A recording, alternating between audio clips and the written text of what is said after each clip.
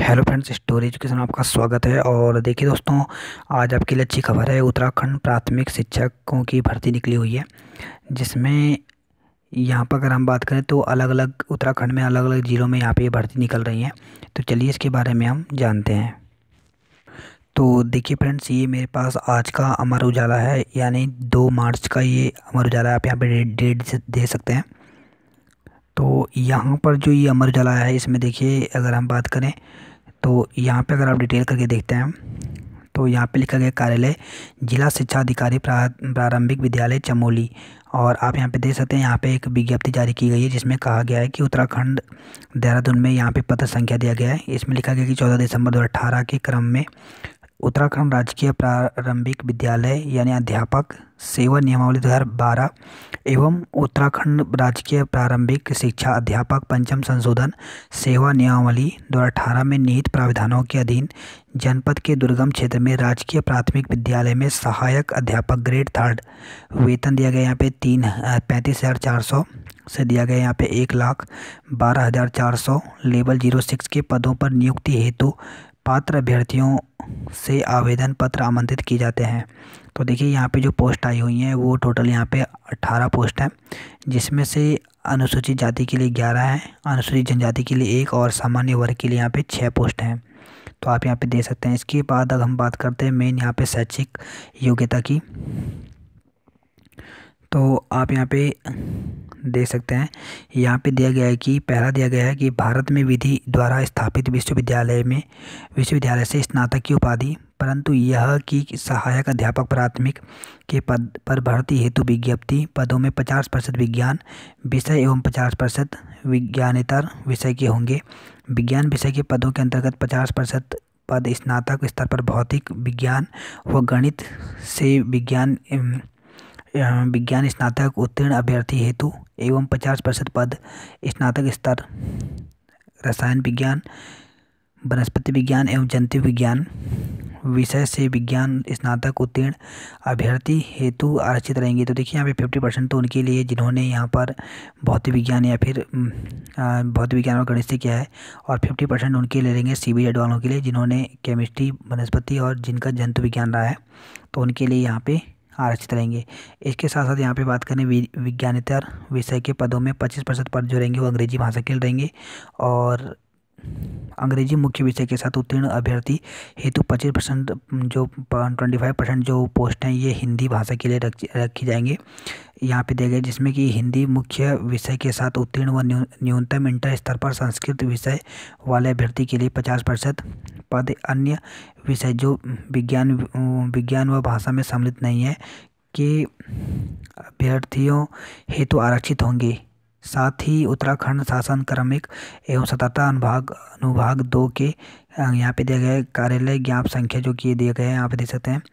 दिनांक 7 फरवरी 2019 से कम में वही अभ्यर्थी पात्र होगा जिसने अपनी हाई स्कूल व इंटरमीडिएट अथवा इसके समकक्ष स्तर की शिक्षा उत्तराखंड राज्य के किसी मान्यता प्राप्त संस्थान से की होगी। तो ये बहुत ही इंपॉर्टेंट है। यहाँ पर ये लाइन आप देख सकते हैं, वही इस फॉर्म को भर सकता है जिसने हाई स्कूल और इंटरमीडिएट जो है ये उत्तराखंड राज्य से किया होगा।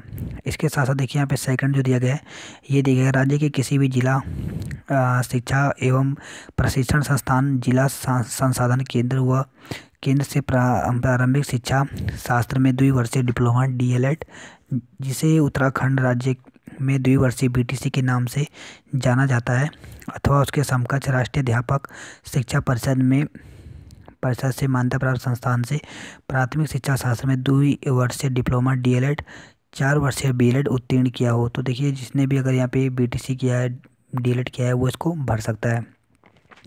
अब देखिए इसके अलावा देखिए जो BEd वाले हैं उनके लिए भी ऑप्शन है।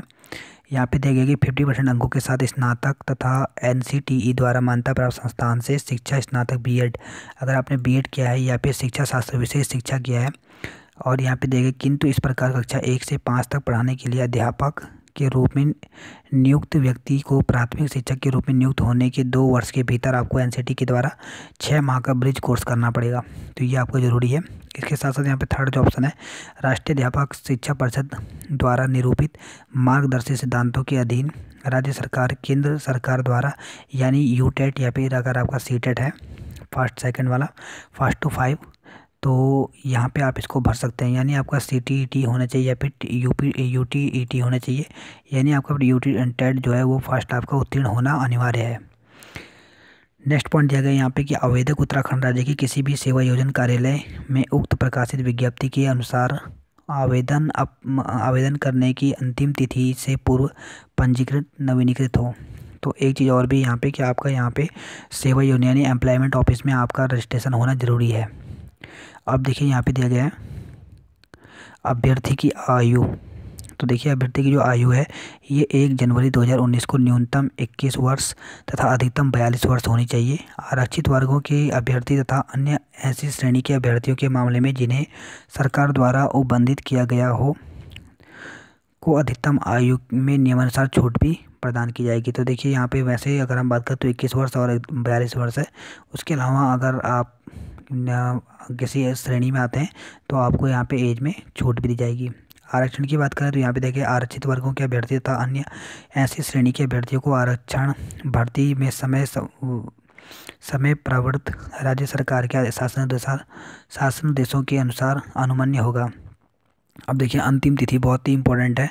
यहाँ पे देखिए पूर्ण रूप से भरे हुए आवेदन पत्र पंजीकृत डाक स्पीड पोस्ट द्वारा दिनांक 25 मार्च 2019 साय 5 बजे तक अधो हस्ताक्षरित के कार्यालय में स्वीकार की जाएंगी। नियत तिथि एवं समय के पश्चात कोई भी आवेदन पत्र स्वीकार नहीं किया जाएगा। साधारण डाक कोरियर दस्ती आवेदन पत्र किसी भी दशा में स्वीकार नहीं होंगे। तो देखिए आपको यहाँ पे साधारण डाक से नहीं भरना है, ना ही कोरियर से, और ना ही आपको दस्ती आवेदन करना। अगर आप ऐसे इस प्रकार से अगर साधारण डाक से भेजते हैं तो ये स्वीकार नहीं की जाएंगी।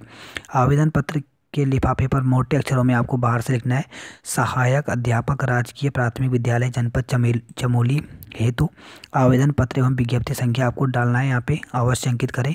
डाकघर द्वारा किए गए विलम्ब हेतु अधो हस्ताक्षरित पर कार्यालय उत्तरदायी नहीं होगा। अगर देखिए यहाँ पे पोस्ट ऑफिस के अगर यहाँ पे लेट होता है और आप ऐसी जगह पे रहते हैं जहाँ पे पोस्ट ऑफिस स्पीड जो पोस्ट ऑफिस है उसके थ्रू आपका डाक नहीं पहुँचता वहाँ, तो इसके लिए कार्यालय जिम्मेदार नहीं होगा।